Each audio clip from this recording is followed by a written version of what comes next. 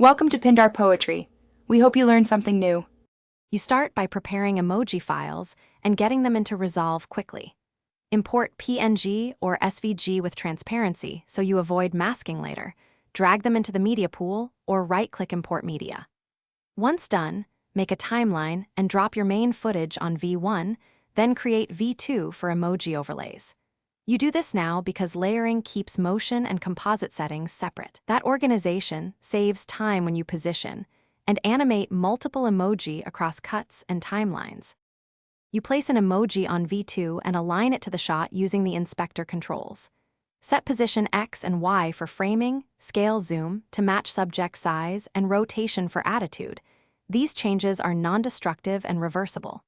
For simple moves, use position keyframes. For smoother motion, try dynamic zoom.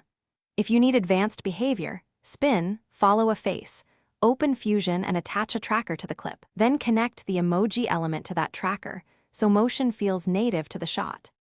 You finalize by blending and exporting.